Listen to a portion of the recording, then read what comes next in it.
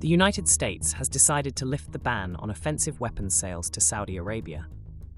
According to a U.S. senior administration officer, the Biden administration will consider a new transfer on a typical case-by-case basis, consistent with the conventional arms transfer policy. The U.S. conventional arms transfer policy provides a framework for assessing arms transfers, aiming to prevent human rights abuses and humanitarian violations, support allies' legal compliance, and combat corruption. It includes commerce-regulated items like firearms and military components. The sale of offensive weapons to Saudi Arabia was frozen in 2021, citing the kingdom's operations against the Iran-aligned Houthis in Yemen.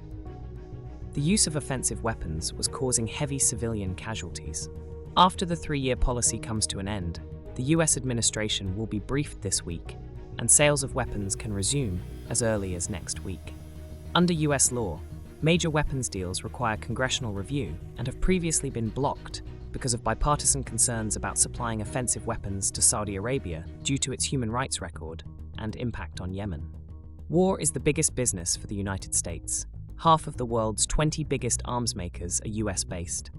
The US military invests more than $310 billion in manufacturing war weapons. The United States has 5 major prime contractors for weapon manufacturing.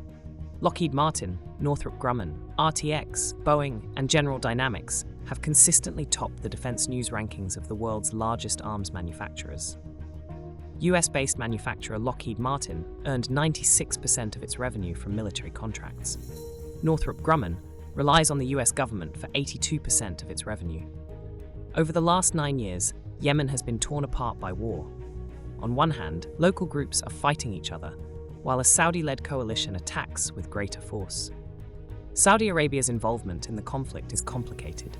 In 2014, the Houthis, a rebel Shia militia from northern Yemen, took over Yemen's capital Sana'a, ousting President Abdul Mansur Hadi from power.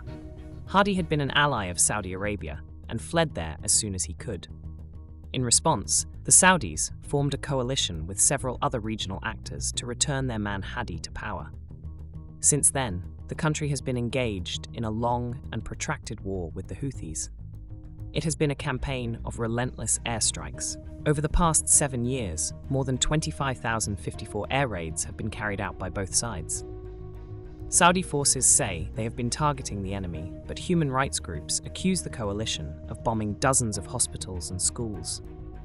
By the end of 2021, the UN estimated that the conflict in Yemen had resulted in 377,000 deaths, of which 11,000 were children. Yemen is in an immense humanitarian crisis. 80% of the Yemeni population is dependent on aid, and aid is being used as a weapon. 14% of the country's population is displaced. In April 2022, a UN-brokered ceasefire began, significantly reducing hostilities in the 33.7 million-strong country. Although the truce expired in October of the previous year, fighting has largely remained on hold. In September, Houthi officials visited Riyadh for the first time since the war began. The United States is already supporting Israel in its actions against Gaza and providing weapons to Ukraine in the conflict with Russia.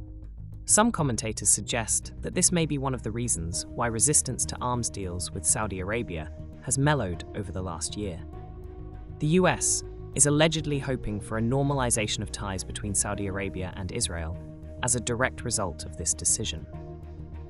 Whether the provision of offensive weapons will lead to this normalization or ignite a new conflict in Yemen remains to be seen.